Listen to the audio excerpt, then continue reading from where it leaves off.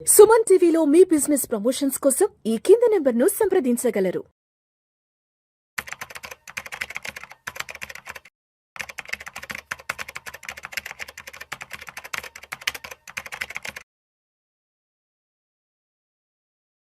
నమస్తే, welcome to Suman TV. నేను విష్ణు. ప్రస్తుతంతో పాటు సీనియర్ ఫైనాన్స్ ప్రొఫెషనల్ గిరిబాబు గారు ఉన్నారు. వారితో మాట్లాడదాం. సార్ నమస్తే. సార్ గిరిబాబు గారు. నమస్తే అండి. సార్ గిరిబాబు గారు, ఇప్పుడు మ్యూచువల్ ఫండ్స్లో ఎస్ఐపి అనేది అందరికీ తెలిసిందే.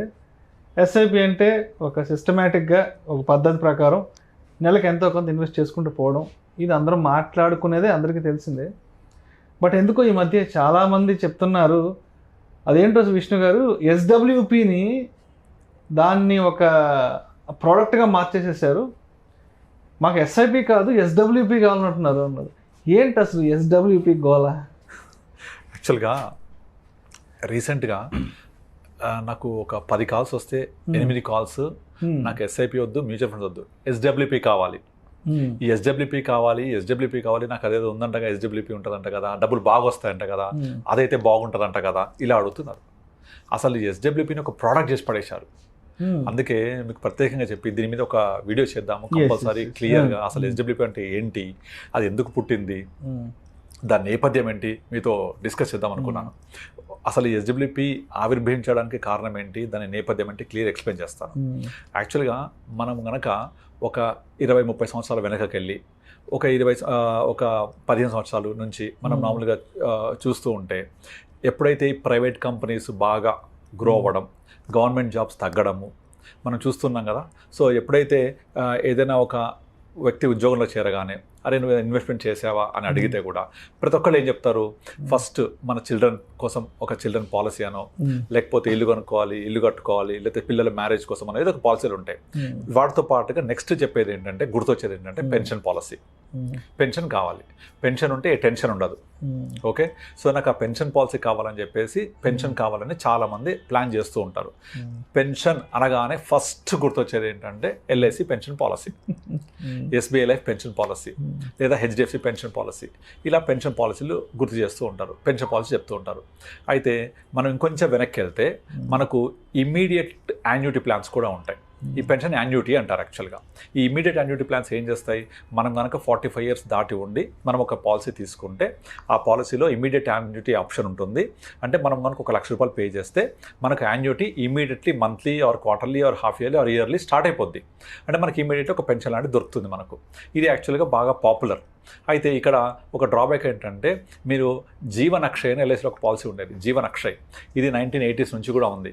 ఎవరైతే జీవన్ అక్షయ్ పాలసీలో అప్పుడు 80sలో స్టార్ట్ చేశారో వాళ్ళకు ఇంట్రెస్ట్ రేట్ మోర్ దెన్ 12% ఉండేది. ఈ పాలసీ యొక్క ఫీచర్ ఏంటంటే, మీరు జీవన్ అక్షయ్ పాలసీలో ఇమీడియట్లీ పెన్షన్ దొరుకుతుంది, రేట్ ఆఫ్ పెన్షన్ రేట్ కూడా మనము ప్రివైలింగ్ రేట్ వస్తుంది. ఇది 80sలో తీసుకున్న వాళ్ళకు 12% ఉంటే ఈ రోజుకి 12% వస్తుంది. బాగుంది కదా. అంటే ఇన్ఫ్లేషన్ ఎంత పెరిగినప్పటికీ, వడ్డీ రేట్లు ఎంత తగ్గిపోయినప్పటికీ అప్పుడు తీసుకున్న వాళ్ళకు 12% వస్తుంది. దాని తర్వాత ఏం చేసింది, నెక్స్ట్ సిరీస్లో ఇట్లా సిరీస్లో వస్తూ ఉంటాయి ఎవ్రీ ఇయర్. ఆ వచ్చే సిరీస్ అన్ని ఇంట్రెస్ట్ రేట్స్ తగ్గుతూ వస్తున్నాయి. ఇప్పుడు ప్రజెంట్ కూడా జీవన్ అక్షయ ఎల్ఐసి పాలసీ ఉంది. దీంట్లో మనకు వచ్చే రేట్ ఆఫ్ రిటర్న్ హార్డ్లీ 6.5%. అయితే ఇదంతా కూడా గత 2010-11 తర్వాత నుంచి ఏమైందంటే, నాకు పెన్షన్ పాలసీ కావాలి అంటే ఎంత వస్తుంది రిటైర్మెంట్ తర్వాత అని చూస్తే 6.5కి వచ్చేసాయి. మరి సరిపోద్దా 6.5%? అంటే నేను ఒక ₹1,00,00,000 ఇన్వెస్ట్ చేస్తే నాకు 6.5 లక్షలు 6.5% అంటే సంవత్సరానికి నెలకి ఎంత అవుతుంది, హార్డ్లీ 50,000. సరిపోద్దా 50,000? ఇవాళ సరిపోవచ్చు, రేపటి పరిస్థితి ఏంటి 17 అవుతుంది, ఎందుకంటే మారదు కదా యాన్యుటీ రేటు, అంతే ఉంటుంది, సరిపోదు. కనుక నాకు ఈ పెన్షన్ పాలసీ ఇవాళ 6.5% ఓకే అయినప్పటికీ ఓ 10 ఏళ్ళతో నాకు సరిపోదు. కనుక వచ్చే రిటర్న్ ఫిక్స్ ఉండడం వల్ల నాకు ఇది సరిపోకపోవచ్చు. సెకండ్ డ్రాబ్యాక్ ఏంటి ఇందులో, సెకండ్ డ్రాబ్యాక్ ఏంటంటే, దీంట్లో యాన్యుటీస్ ట్యాక్సబుల్ ఆల్వేస్. ఫస్ట్ థింగ్ ఏంటి, నాకు అమౌంట్ సరిపోదు, రేపు పొద్దున ఎక్కువ కావాలి అంటే పాసిబుల్ అవ్వదు, because pension rate is fixed. రెండో డ్రాబ్యాక్ ట్యాక్సబుల్ ఉండేది. అయితే ఓకే, పెన్షన్ పాలసీస్ ఉన్నాయి కాబట్టి నాకు పెన్షన్ పాలసీ వద్దు, నేను వేరే దగ్గరికి ఇన్వెస్ట్ చేస్తా అని ప్లాన్ చేసేవాళ్ళు. అట్లా చూస్తే ఎండోమెంట్ పాలసీస్ ఉంటాయి, అక్కడ కూడా రేట్ ఆఫ్ ఇంట్రెస్ట్ ఫిక్స్డ్. ఇవన్నీ అయిపోయాయి. తర్వాత ఏమైపోయినాయి, 2015-16 తర్వాత డిమానిటైజేషన్ అయిపోయిన తర్వాత చాలా మ్యూచువల్ ఫండ్స్ ఏం చేశాయంటే డివిడెంట్ ఆప్షన్ స్టార్ట్ చేశాయి. యాక్చువల్ చెప్పాలంటే అది కొత్తదేం కాదు, మ్యూచువల్ ఫండ్ పుట్టినప్పటి నుంచి డివిడెంట్ ఆప్షన్స్ ఉన్నాయి. కానీ ఇయర్లీ డివిడెండ్ ఆప్షన్ ఉండేవి అందులో. ఇయర్లీ ఎంత ఇచ్చేవాళ్ళు? 9-10% ఇచ్చేవాళ్ళు. ఈ ఎప్పుడైతే 2016 డిమానిటైజేషన్ అయిందో దాని తర్వాత అందరూ కూడా ఫిక్స్డ్ డిపాజిట్లు మానేసి తక్కువ రేట్ ఆఫ్ ఇంట్రెస్ట్ అయిందని మెల్లమెల్లగా ఫైనాన్షియల్ ఇన్స్టిట్యూషన్స్కి రావడం, వచ్చి నాకు మంత్లీ ఇన్కమ్ ఉంటే బాగుంటుందని ప్లాన్ చేసినప్పుడు మ్యూచువల్ ఫండ్ హౌసెస్ ఏం చేశాయి, అదేదో సంవత్సరానికి 10% ఇచ్చే బదులు మేము దాన్ని మంత్లీకి కన్వర్ట్ చేస్తామని 10ని 12 చేసి డివైడ్ బై 12 months మంత్కి 1% ఇవ్వడం స్టార్ట్ చేశారు. ఇది ఫస్ట్ స్టార్ట్ చేసింది HDFC బ్యాలెన్స్ అడ్వాంటేజ్ ఫండ్. ఇది ఎంతలా పాపులర్ అయిపోయిందంటే మీకు అప్ కంట్రీలో అంటే ఊర్లలో టౌన్స్లలో అప్ కంట్రీలో తర్వాత పెరిఫరల్స్లో ఒక బ్యాంక్లో కనుక డబ్బులు ఉన్నాయంటే సార్ మా దగ్గర FD అయితే 6 ఉంటుంది, ఇందులో పెట్టండి, ఇది FDతో సమానం, మీకు 12 వస్తుంది పర్ మంత్ 1%, యాన్యువల్ 12% చెప్పేవాళ్ళు. దాంతో నాకు చెప్తుండేవాళ్ళు ఒక్కొక్క బ్రాంచ్ వారానికి కొన్ని కోట్ల రూపాయల బిజినెస్ చేసేవాళ్ళు. ఇండియా మొత్తం వారానికి ఆల్మోస్ట్ ఒక మోర్ దెన్ 100 crores బిజినెస్ చేసేది. అలా విపరీతంగా ఇన్ఫో రావడం స్టార్ట్ అయినాయి ఆ ఫండ్స్లోకి. వాళ్ళని చూసి మిగతా ఫండ్స్ అందరూ కూడా మంత్లీ డివిడెండ్ పేఅవుట్ మంత్లీ అంటే 1% 0.9 0.85 అట్లా పెట్టేవాళ్ళు. ఇదంతా 2016, 17, 18 చాలా పాపులర్ అయింది. 18లో ఒక బడ్జెట్లో ఒక రూల్ తీసుకొచ్చింది గవర్నమెంట్. ఏం చేసింది, 2018 బడ్జెట్లో డివిడెండ్ డిస్ట్రిబ్యూషన్ ట్యాక్స్ ఇంపోజ్ చేశారు. ఈ డివిడెండ్ డిస్ట్రిబ్యూషన్ ట్యాక్స్ అనేది it's a taxable in your hand. మీకు ఏదైతే డివిడెండ్ వస్తుందో ఈ మ్యూచువల్ ఫండ్స్ ద్వారా కావచ్చు, స్టాక్స్ ద్వారా కావచ్చు, ఇది మీ చేతికి వచ్చాక డివిడెండ్ ట్యాక్సబుల్ అంటే ఏంటి, మీకు ఆల్రెడీ ఎంత బ్రాకెట్లో ఉన్నారో 10%, 20%, 30% ఏ బ్రాకెట్లో ఉంటే ఆ టోటల్ ఇన్కమ్కి ఇది యాడ్ చేసి మీరు ట్యాక్స్ పే చేయాలి. సో డివిడెండ్ డిస్ట్రిబ్యూషన్ ట్యాక్స్ అయ్యేసరికి ఎవరైనా ఈ మంత్లీ ఇన్కమ్ కావాలంటే వాళ్ళు తక్కువ అమౌంట్స్ చేయరు, పెద్ద అమౌంట్స్ ఇన్వెస్ట్ చేస్తూ ఉంటారు. ఆ వచ్చే అమౌంట్ మీ పర్సనల్ ఇన్కమ్ యాడ్ చేసి మీ బ్రాకెట్ 30% అయితే 30% ట్యాక్స్ పే చేయాలి. కనుక 30% ట్యాక్స్ పే చేస్తుంది కాబట్టి మీకు డివిడెండ్ అనేది సూటబుల్ కాదు. కనుక మీరు సిస్టమాటిక్ విత్డ్రాకి వెళ్ళండి. ఈ SWPకి వెళ్ళడం వల్ల ఏమవుతుంది, విత్డ్రా కదా, దీని LTCJ ఉంటుంది 10%. అది కూడా ఏంటి, మీకు చాలా వరకు ఈ బ్యాలెన్స్ ఫండ్స్ అని కూడా ఫస్ట్ 10% ఆఫ్ కార్పస్ మీద విత్డ్రా చేస్తే ఎగ్జిట్లో లేదు అని చెప్పేవాళ్ళు. కనుక మీరు 10% వరకు నాకు యాన్యువల్ ఇన్కమ్ వచ్చేలాగా 10% per annum divide by 12 months అలా తీసుకొని SWP ప్లాన్ చేసుకునేవాళ్ళు. అంటే 10 లక్షలు ఇన్వెస్ట్ చేస్తే 10% ఎంత, ₹1,00,000 డివైడ్ బై 12 అంటే 8,000 రూపీస్ పర్ మంత్. ఈ 8,000 రూపీస్ నేను SWP పెట్టుకుంటే నాకు ఎగ్జిస్టింగ్ మీద ఎగ్జిట్లో లేదు, నా చేతికి వచ్చే దాని మీద 1 lakh ఉంటుంది కాబట్టి up to 1 lakh tax exempted. అలా ట్యాక్సేషన్ని దృష్టిలో పెట్టుకొని SWPని కొంచెం బెటర్ వైజ్ చేసి ఇంట్రొడ్యూస్ చేసింది అన్ని ఫండ్ హౌసెస్ కూడా. ఇక డివిడెండ్ ఆప్షన్ చాలా డిస్కరేజ్ చేస్తూ వస్తున్నాయి. ఎందుకంటే డివిడెండ్ తీసుకుంటే మీకు ట్యాక్సబుల్ కాబట్టి. సో ఇక్కడ ఇంకొక అడ్వాంటేజ్ ఏంటి, ఫస్ట్ ట్యాక్సేషన్ని అడ్రస్ చేసాం. అంటే మన పాత పాలసీలో ఉండే 2 ప్రాబ్లమ్స్, ఒకటి రేట్ ఆఫ్ యాన్యుటీస్ ఫిక్స్డ్, మీకు ఎక్కువ కావాలంటే రాదు. రెండోది వచ్చేసి ట్యాక్సేషన్. ఇక్కడ ఏంటి, ఇది మీరు 1 lakh తీసుకుంటారా, 1.5 lakh తీసుకుంటారా, 75 తీసుకుంటారా, మీ ఇష్టం. ఓకే, దీనివల్ల అమౌంట్ పెంచుకోవచ్చు. రెండోది మీకు దీని మీద లాంగ్ టర్మ్ క్యాపిటల్ ట్యాక్స్ 10%, అది కూడా ఫస్ట్ 1 lakh తర్వాత. ఇప్పుడు మారింది 12.5%, ఇప్పుడు ఫస్ట్ 1.25 lakh తర్వాత. అప్పుడు 10% ఫస్ట్ 1 lakh తర్వాత ఉండేది. కనుక మీకు ట్యాక్స్ పరంగా కూడా చాలా సులువుగా ఉంటే తక్కువ ట్యాక్స్ ఉంటుంది. సో ట్యాక్సేషన్ అడ్రస్ అయిపోయింది. తర్వాత రెండోది వచ్చేసి మీకు ఎంత మార్చుకోవచ్చు, ఇది ఇంట్రొడ్యూస్ చేశారు ఎప్పుడు 18 తర్వాత. ఇక దాని తర్వాత ప్రతి ఒక్క ఫండ్ హౌస్ SBI AMC అయితే కంప్లీట్ డివిడెండ్సే ఆపేసింది.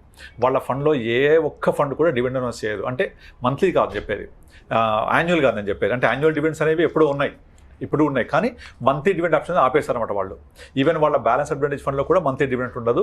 కంప్లీట్గా డివిడెంట్ అనే ఆప్షన్ని కంప్లీట్గా ఆపేసిన ఫస్ట్ ఫండ్ హౌస్ SBI. అంటే అంతా డిస్కరేజ్ చేసేస్తారు వాళ్ళు డివిడెంట్ విషయంలో. మీరు SWP ఉంది కదా, విత్డ్రా చేసుకోండి, ట్యాక్స్ పరంగా చాలా ఎఫిషియెంట్ ఉంటుంది, ఎంతగానో పెట్టుకోవచ్చు, తగ్గించుకోవచ్చు, ఇవన్నీ ఫ్లెక్సిబిలిటీ ఉంటాయని చెప్పేసి చేసేవాళ్ళు. ఇప్పుడు ఏమైపోయింది, ఇక అందరికీ కూడా ఓకే SWP పెడితే నాకు ఇంత డబ్బులు వస్తాయి, SWP పెడితే ఇంత నేను చేసుకోవచ్చు అనేది తీసుకోవడమే మాట్లాడుతున్నారు తప్ప అందులో ఫస్ట్ ఇన్వెస్ట్ చేయాలి, దాన్ని పెంచుకోవాలి, కార్పస్ పెరుగుతుంది, నేను ఎప్పుడైతే అవసరమైద్దో అప్పుడు తీసుకోవాలి, నా గోల్ కోసం ప్లాన్ చేసుకోవాలి, రిటైర్మెంట్ కార్పస్ లాగా చేసుకోవాలి, నాకు ఎవ్రీ మంత్లీ కావాలంటే చేసుకోవాలి అని చెప్పేసి ఇలాంటి థాట్ ప్రాసెసే మర్చిపోయారు. కేవలం SWP తీసుకుంటే డబ్బులు వస్తాయి దాన్ని హైలైట్ చేస్తూ యూట్యూబ్లలో అక్కడిక్కడ చేయడం వల్ల చాలామంది దీని సెకండ్ పోర్షన్ చూస్తున్నారు. నాకు డబ్బులు వస్తాయి, ఇంత మనీ వస్తుంది తప్ప ఏం చేయాలి, దీని ప్రాసెస్ ఏంటి, దీని యొక్క బ్యాక్గ్రౌండ్ ఏంటి, ఎందుకు ఇది ఉద్భవించింది, దీని యొక్క నేపథ్యం ఏంటి, ఎవరికి అవగాహన లేదు. ఇప్పుడు ఈవెన్ యూట్యూబ్లో కూడా రీసెంట్గా నాకు చాలా మంది అడిగారు, ఆ ఎస్డబ్ల్యూపీలో ఇంత వస్తుంది ఎంత వస్తుంది అంటే, ఒక ఆమె ఏం చేసిందంటే నాకు మెసేజ్ పెట్టింది, సార్ నేను పలానా యాప్లో వెతుకుతున్నాను, ఎస్డబ్ల్యూపీ ఎక్కడ కనబడలేదండి. ఫస్ట్ ఇన్వెస్ట్ చేయలేమా, ఫస్ట్ ఇన్వెస్ట్ చేయకుండా ఎస్డబ్ల్యూపీ చేద్దామని చూస్తున్నా అంటోంది. ఇన్వెస్ట్ చేశాక కదా ఎస్డబ్ల్యూపీ, ఇన్వెస్ట్మెంట్ వద్దు, ఎస్డబ్ల్యూపీ కావాలి, ఎక్కువ వస్తాయి అందులో. ఆప్షన్ ఎక్కడ ఉంది వెతుకుతుంది ఆమె, literally I show you the message also. ఆమె వెతుకుతుంది అనమాట, నేను ఎస్డబ్ల్యూపీ కోసం ఆప్షన్ వెతుకు దొరకట్లేదు, ఎక్కడ చేయాలి అది. ఫస్ట్ ఇన్వెస్ట్ చేయాలి కదా, ఇన్వెస్ట్ చేసి కదా దాన్ని కన్వర్ట్ చేసేది. విత్డ్రా చేసేప్పుడు మీకు మంత్లీ తీసుకోండి, క్రమానుగతంగా విత్డ్రా చేసుకునే ఒక విధానం అది. సిస్టమాటిక్ ఇన్వెస్ట్మెంట్ ప్లాన్ కి ఎగ్జాక్ట్లీ ఆపోజిట్ అది. Systematic investment plan, systematic withdrawal plan. మనం ఇన్వెస్ట్ చేస్తూ పోతాం, పెరుగుద్ది, లంసమైద్ది, సిస్టమాటిక్గా తీసుకుంటూ ఉండండి. మనం ఒక వీడియో చేసాం, గుర్తుందా, మీ నెల్లూరు ఫ్రెండ్కి ఒకటి చెప్పాము, 50 లక్షలు ఉంటే ఇల్లు కొనాలా, మ్యూచువల్ ఫండ్ పెట్టాలని. అందరికి ఏం చేసాము, బాబు 50 లక్షలు ఉంటే ఒకేసారి ఇల్లు కొనకు, మ్యూచువల్ ఫండ్ పెట్టుకొని 1 year గ్యాప్ ఇవ్వు, 1 year తర్వాత వచ్చే కార్పస్ నుంచి every month systematic withdrawal plan తీసుకొని నీ ఈఎంఐ కట్టుకొని చెప్పాం. అవునా? సో అది ఎంత బాగా వర్కౌట్ అయింది ఆయనకు. డబ్బులు ఆయన దగ్గర ఉన్నాయి 50 లక్షలు, ఇల్లు వచ్చింది, ఇల్లు లోన్లో తీసుకోవడం వల్ల ఈఎంఐ కట్టుకుంటూ పోయాడు, కార్పస్ ఇక్కడ ఉంది, ప్లస్ ఇల్లు కూడా తను ఎక్వైర్ చేసుకోగలిగాడు. రీసెంట్గా ఒక కేస్ స్టడీ చెప్తాను. యాక్చువల్గా మన దగ్గర ఒక అమ్మాయి వచ్చింది, వాళ్ళ బ్రదర్ వచ్చేసి నా క్లయింట్, ఆమె ఏజ్ 36 ఉంటుంది. అయితే వాళ్ళ husband at the age of 40 he passed away due to some accident. అయితే ఇన్సూరెన్స్ నుంచి 50 లక్షలు, తర్వాత వాళ్ళ ఫ్రెండ్స్ అంతా కొంచెం గ్యాదర్ చేసి ఒక 4-5 lakhs ఇచ్చారు ఆమెకు. మొత్తం 55 lakhs మాత్రమే ఆమె దగ్గర ఉన్నాయి. ఇంకా వేరే ఇన్కమ్ అంటూ ఏమీ లేదు ఆమె దగ్గర. వాళ్ళ హస్బెండ్ పేరెంట్స్ కూడా ఎవరు చూడట్లేదు ఇప్పుడు ఆమెని. సో ఈ 55 lakhs జీవితాంతం ఆమెకు యూజ్ అవ్వాలి. ప్లస్ 2 kids ఉన్నారు, వాళ్ళ ఎడ్యుకేషన్ నీడ్స్, మ్యారేజ్ నీడ్స్ అన్ని ఫుల్ఫిల్ అవ్వాలి. But total corpus available is 55 lakhs. ఇది ఎలా చేద్దామని దగ్గరికి వస్తే నేను ఒక మంచి సలహా ఇచ్చాను. నార్మల్గా అందరు ఎస్డబ్ల్యూపీ ప్లాన్ చేసే వాళ్ళు చేసే తప్పేంటంటే, ఈ 50 లక్షలు తీసుకెళ్ళి ఒక బ్యాలెన్స్ ఫండ్ లేకపోతే కన్జర్వేటివ్ హైబ్రిడ్ ఫండ్లో పెట్టేసి ఎవ్రీ మంత్ 6-7% తీసుకుంటూ ఉంటారు. అందరూ చేసే పని అది. బట్ అలా చేయకూడదు. నేనేం చేశానంటే, నాకు ఒక 1 year టైం ఇవ్వండి, ఈ 50 lakhs ఇన్వెస్ట్ చేద్దాం. ఈ 1 year పాటు మీరు బ్రతకడానికి మీకు కావాల్సిన డబ్బులు ఆల్రెడీ 55 lakhs ఉన్నారు కదా, ఒక 4-5 lakhs ఉంచుకోండి అకౌంట్లో. అది మీరు యూజ్ చేసుకుంటూ 1 year గడపండి. 1 year తర్వాత 50 lakhsలో ఒక 12% ఎంత అవుతుంది? 50 lakhs మీద ఎగ్జాక్ట్లీ 6 lakhs వస్తుంది.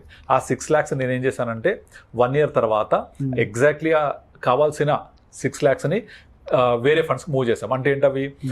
మన equity savings fund, conservative hybrid funds, balance advantage funds అని ఉంటాయి. Balance advantage fund BAF, conservative hybrid funds, equity savings. ఇందులో ఏంటంటే ఈక్విటీ పోర్షన్ చాలా తక్కువ ఉంటుంది, like 10-20%, very very low fluctuation and regular మనకి ఇన్కమ్ ఇస్తాయి ఇవి. ఈ 6 lakhsలో నుంచి ఆమెకు కావాల్సిన 50 lakhsలో 1% ఎంత? 50,000. ఆ 50,000 తీసుకోవడానికి కావాల్సిన 6 lakhs పక్కన క్రియేట్ చేసి పెట్టాను. అందులోంచి ఎవ్రీ మంత్ 50 తీసుకుంటూ ఉంటుంది. తీసుకున్నా కూడా 6 lakhs ఇంకా పెరిగే ఉంటాయి కొద్దిగా, ఎందుకంటే మినిమం అవి 8-9% ఇస్తూ ఉంటాయి. మళ్ళీ 1 year తర్వాత నా 50 lakhs మళ్ళీ పెరిగింది కదా, ఇక్కడ ఇచ్చేస్తాను, మళ్ళీ మూవ్ చేసి తీసుకుంటుంటాం. అయితే ఈ మధ్యలో ఏమైపోయింది, లాస్ట్ 1.5 yearలో మార్కెట్ బాగా పెరిగింది కదా, instead of 12% this has generated more than 20%. ఎందుకు అంటే నా రెగ్యులర్గా ఏదైతే ఫండ్స్ జనరల్గా అడ్వైస్ చేస్తుంటానో, large cap, large mid cap, small cap, mid cap, కొంచెం సెక్టోరల్ ఎక్స్పోజరు, ఇవన్నీ ప్రాపర్గా బ్యాలెన్స్ చేయడం వల్ల దీని రిజల్ట్ ఎక్కువ ఉంటుంది, రిటర్న్స్ ఎక్కువ ఉంటాయి. దాన్ని తీసుకొని ఎవ్రీ ఇయర్ మనం ఇలా ఒక కార్పస్ క్రియేట్ చేసుకొని ఆ కార్పస్ నుంచి విత్డ్రా చేసుకుంటూ పోవాలి. ఇలా చేయడం వల్ల మన బేస్ ఫండ్ ఏమో బాగా పెరుగుద్ది, ఇక్కడ నుంచి మనకు కావాల్సిన మంత్ ఇన్కమ్ ఇక్కడ నుంచి వస్తూ ఉంటుంది. అంటే 2 బైఫర్కేట్ చేయడం వల్ల. యాక్చువల్గా చేసేది ఏంటంటే, అందరూ ఈ పని చేయకుండా చాలామంది అడ్వైజర్స్ కానీ ఇన్వెస్టర్స్ కానీ తీసుకెళ్ళి బ్యాలెన్స్ అడ్వాంటేజ్ ఫండ్ పెట్టేసుకొని నేను ఎవ్రీ మంత్ తీసుకుంటూ పోతా అని చెప్తారు. అలా తీసుకుంటూ పోతే ఈ ఫండ్ కొంచెం కన్జర్వేటివ్గా పర్ఫామ్ చేస్తుంది. గతంలో చేసిందే, ఇప్పుడు అంత కష్టం రావడం ముందు కనుక మీకు పర్ఫార్మెన్స్ ఆఫ్ ద ఫండ్ అనేది ఎక్కువ అగ్రెసివ్ ఉండదు, రిటర్న్స్ తక్కువ ఉంటాయి, గ్రోత్ తక్కువ ఉంటుంది. అలా కాకుండా మీరు డివైడ్ చేసేయండి. ఒక్క 1 year టైం తీసుకొని ఒక 12% వచ్చాక దాన్ని సపరేట్గా ఫండ్స్ మూవ్ చేసుకోవాలి. నేను చెప్పినట్టుగా ఈక్విటీ సేవింగ్స్, కన్జర్వేటివ్ హైబ్రిడ్, బ్యాఫ్లోకి మూవ్ చేసుకొని విత్డ్రా ప్లాన్ చేసుకోవాలి. ఇది 1 year తర్వాత చేయాలి, ఫస్ట్ 1 year తర్వాత. ఇక ఎవ్రీ ఇయర్ ఈ ప్రాసెస్ చేస్తుండాలి, ఇయర్లీ వన్స్ చేయాలి. ప్రాసెస్ చేస్తే మీ బేస్ ఫండ్ ఏమో అగ్రెసివ్ పర్ఫామ్ చేస్తుంది, ఇక్కడ మంత్లీ రావాల్సిన రావచ్చు, మంచిగా వస్తూ ఉంటాయి. ఇప్పుడు క్వశ్చన్ రావచ్చు, మరి 1 year ఎప్పుడైనా మనం 12% ఇవ్వకపోతే అని పాసిబిలిటీ ఉంటుంది. అప్పుడు 12% రాకపోతే కొంచెం మనం కార్పస్ నుంచి తీసుకోవాల్సి వస్తుంది. బట్ ఎవ్రీ ఇయర్ మినిమం యావరేజ్గా 12-15% ఇస్తూ ఉంటుంది. ఏ సంవత్సరమైనా రాకపోతే కూడా మనం కొంచెం కార్పొరేషన్ తీసుకోవాల్సి వస్తుంది, తీసుకుందాం. కానీ ఆ 3-4 yearsలో ఎప్పుడోసారి బాగా జంప్ కొడుతుంది మార్కెట్, అప్పుడు మేకప్ అయిపోతుంది. అంటే rather putting in normal regular బ్యాఫ్లో పెట్టి తీసుకునే దానికంటే ఇలా చేయడం వల్ల మీకు రిటర్న్స్ ఎక్కువ ఉంటాయి, కార్పస్ ఎక్కువ జనరేట్ అవుతుంది, గ్యారంటీగా మంత్లీ ఇన్కమ్ వస్తుంది అండ్ లోస్ టాక్సేషన్ కూడా. సో ఇన్ని బెనిఫిట్స్ ఉంటాయి ఇందులో. ఇవన్నీ అర్థం చేసుకోకుండా నాకు ఎస్డబ్ల్యూపీ కావాలి, ఎస్డబ్ల్యూపీ మాత్రమే కావాలి, మ్యూచువల్ ఫండ్స్ రిస్క్ నాకు వద్దు అనే రేంజ్కి వెళ్ళిపోయింది. సో అందుకే అలా కాకుండా ఇది ఒక క్రమానుగతంగా విత్డ్రా చేసుకునే ఒక విధానం మాత్రమే.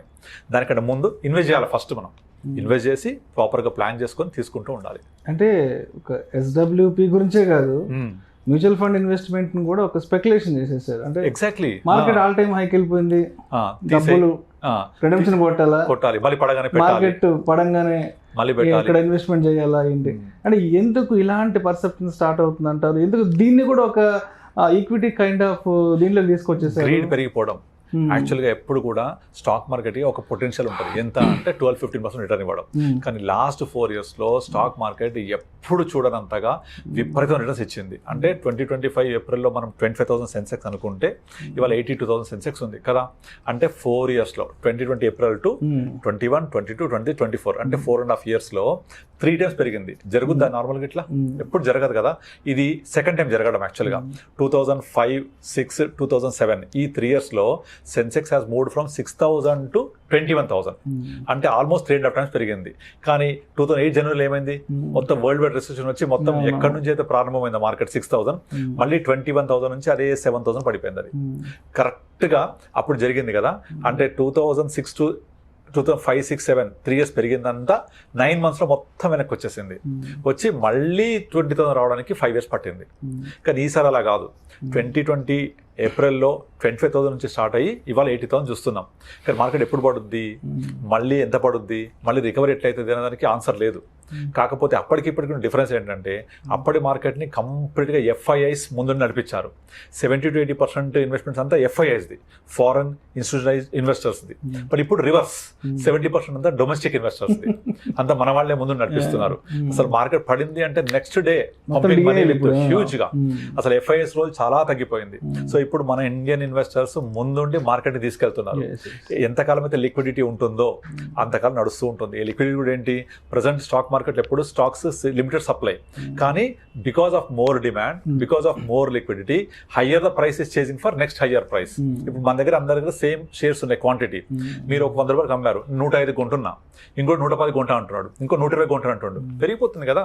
So when too much money chase too little goods, price will increase. Real estate కానీ దేనికైనా వర్తిస్తుంది. సో ఈ లిక్విడిటీ ఎప్పుడు అయిపోద్ది, ఎప్పుడు డబ్బులు అయిపోతాయో అప్పటిదాకా నడుస్తూనే ఉంటుంది. సో ఎప్పుడు తెలియదు.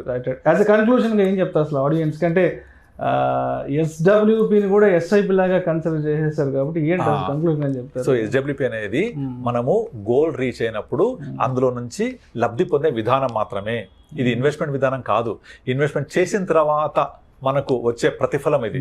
కనుక ఎస్డబ్ల్యూపీ అనేది లాస్ట్ జరుగుద్ది. మనకు నీడ్ గోల్ అవసరమైనప్పుడు లెస్ టాక్సేషన్ ఉంటుంది, ప్లస్ మనకు ఎంత కావాలంతా పెట్టుకోవచ్చు, మన చేతిలో పని అది. కనుక దాన్ని అలాగా చూడండి తప్ప ఇన్వెస్ట్మెంట్ అనేది mutual fund, SIP is different. Invest చేసి పెరిగిన తర్వాత తీసుకునే విధానం అది. ఎగ్జాక్ట్లీ, దానికి రీసెర్చ్ చేయకూడదు. ఆల్రెడీ ఎస్ఐపి చేసుకుంటూ వెళ్ళిన తర్వాత ఇప్పుడు నార్మల్గా ఎస్ఐపి చేసో లేకపోతే ఇప్పుడు నేను చెప్పిన ఎగ్జాంపుల్లో ఒకేసారి పెట్టింది, అలా ఒకేసారి పెట్టిన కేసులు కొన్నే ఉంటాయి. దాదాపుగా ఏం చేస్తారు, 30 years 40 years ఏ వ్యక్తి ఉన్న వ్యక్తి చేసుకుంటూ వెళ్ళి 55-60 వచ్చిన తర్వాత మొత్తం కార్పస్ అంతా కొంచెం కన్జర్వేటివ్ చేసుకొని కొంత బ్యాలెన్స్ చేసుకొని విత్డ్రా చేసుకుంటూ వెళ్ళాలి. That's what we are saying. అప్పుడు నీ కార్పస్ డిస్టర్బ్ అవ్వదు, నీకు రెగ్యులర్ క్యాష్ ఫ్లో వస్తుంది, టాక్సేషన్ తక్కువ ఉంటుంది. చాలా ఈ 3 బెనిఫిట్స్ ఉంటాయి. కనుక దీన్ని ఎస్డబ్ల్యూపీ అనేది ఒక విత్డ్రా చేసుకునే విధానం మాత్రమే, అది ఇన్వెస్ట్మెంట్ విధానం కాదు. ఇన్వెస్ట్ చేశాక వచ్చేది అది, అది అర్థం చేసుకోవాలి. Thank you sir, thank you so much. Thank you అండి.